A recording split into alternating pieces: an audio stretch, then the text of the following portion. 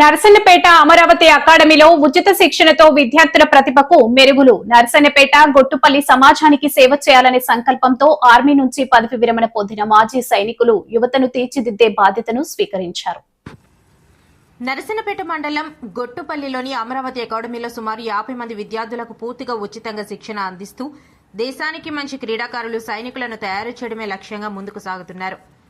అకాడమీలో మాజీ సైనికులు బొమ్మాలి ఖగేశ్వరరావు మరియు సురుపు సురేష్ కుమార్ ఆధ్వర్యంలో yoga, silambam, gatka, Punjabi martial art, physical training వంటి విభాగాల విద్యార్థుల క్రమశిక్షణతో కూడిన శిక్షణ అందిస్తున్నారు. ఈ శిక్షణ ఫలితంగా విద్యార్థులు ఇప్పటికే విశేష విజయాలు సాధిస్తున్నారు. P Hemanth, Y Pallavi, P Revathi yoga విభాగంలో జిల్లా స్థాయిలో ప్రథమ స్థానం సాధించి రాష్ట్ర స్థాయికి ఎంపికయ్యారు. అలాగే ప్రతిష్టాత్మక అమరావతి ఛాంపియన్షిప్ కు కూడా అర్హత సాధించడం అకాడమీకి గర్వకారణంగా నిలిచింది. అమరావతి అకాడమీ స్థాపన నుంచి అనేక అవార్డులు అందుకోవడంతో పాటు ఇక్కడ శిక్షణ పొందిన పలువురు యువత ఉద్యోగాలు సాధించి జీవితంలో స్థిరపడటం విశేషం. గ్రామీణ ప్రాంతాలకు చెందిన విద్యార్థుల ఆత్మవిశ్వాసం, దేశభక్తి, క్రమశిక్షణ పెంపొందించడంలో ఈ అకాడమీ కీలక పాత్ర పోషిస్తోంది.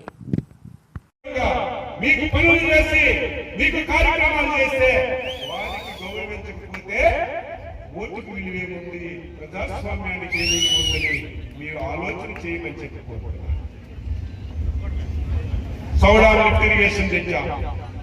2019 వరకు బ్రహ్మాండంగా లిఫ్ట్ ఇరిగేషన్. ఆ తర్వాత మనకి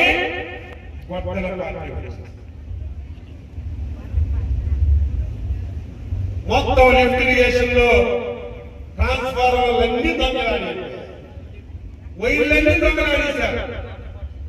అందరూ నా దగ్గరికి వచ్చి లిఫ్ట్ ఇరిగేషన్ లాగిపోయాయంటే నీకేం పోయింది తాళం వేసుకుంటున్నారు.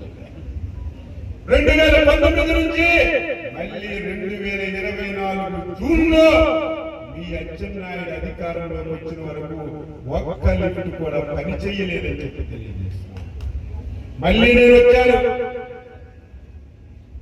ఒకేసారి ₹1 కోటి మంజూరు చేసి నారాయణ వలస, సౌడాము, చిన్నసాన, మదన గోపాల సాగరం ఎన్ని లిఫ్ట్లు ఉన్నాయో అన్నిటికీ మళ్ళీ ట్రాన్స్ఫార్మర్లు, వైర్లన్నీ వేసి మళ్ళీ లిఫ్ట్లన్నీ కూడా ఆన్ చేశారు. ఇది నిజమైనటువంటి ప్రజాప్రభుత్వం. గొడ్డల పార్టీ ఏం చేసింది? ఈ రోజు నీతులు మాట్లాడుతున్నారు. మనం చాలా జాగ్రత్తగా ఉండాలి.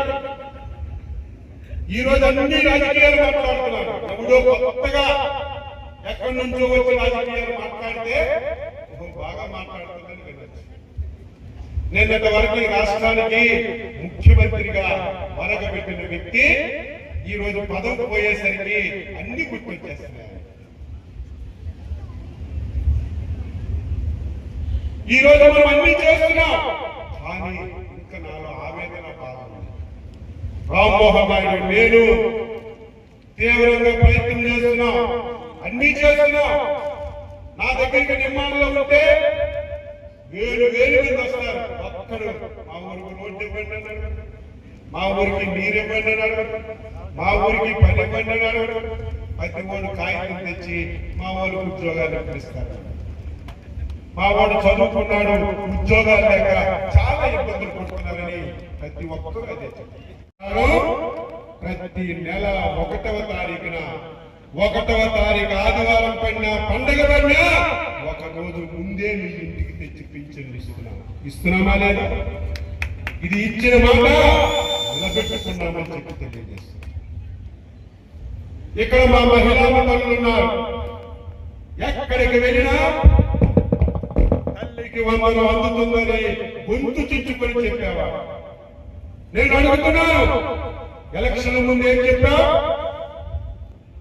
నన్ను గెలిపించండి, ఈ పిల్లలు ఎంతమంది చదువుకుంటే అంతమందికి 15,000 ఇస్తానని చెప్పావా లేదా? గెలిచిన తర్వాత ఒక్కరికే ఇచ్చాడు, అది కూడా ఉచిత సౌకర్యం ఇస్తున్నాం. అదేవిధంగా 3 గ్యాస్ సిలిండర్లు ఇస్తున్నాం. ఈ నెల నుంచి మీకు ఇబ్బంది లేదు, డబ్బు ముందే అకౌంట్ చేస్తాం. మీరు ఎప్పుడు కొనుక్కున్నా మీ ఇష్టమని ఫ్రీగా మీకే అవకాశం ఇస్తున్నాం. మత్స్యకారులకి వేట నిషేధ సమయానికి 20,000 ఇస్తున్నాం. చేనేత కార్మికులు ఈ వృత్తి తప్ప ఇంకొక వృత్తి తెలియదు. ఈవేళ నాకు ఆశ్చర్యం కలిగింది. ఇప్పుడే భవనంలోకి వెళ్ళారు. ఉన్న వాళ్ళందరూ చేనేత కార్మికులు కాదు, అదర్ కమ్యూనిటీస్ వచ్చి ఈ రోజు చేనేత పనిచేస్తారు. సంతోషమే. ఒక్కొక్క శారీ ₹1,00,000 అమ్ముతున్నారు. తెల్లారిలో ఇంత ఖరీదైన శారీ తయారవుతుందంటే నేనే ఇటువంటి కులాలకి న్యాయం చేయాలని చేనేత కుటుంబానికి సహాయం చేయడం ప్రారంభించాం. 200 యూనిట్లు ఫ్రీగా ఇస్తున్నాం. మరొక ముందు 500 ఇస్తున్నాం. ఈ రోజు 6 యూనిట్లు కాకుండా మొన్ననే కాశీ ప్రసాద్,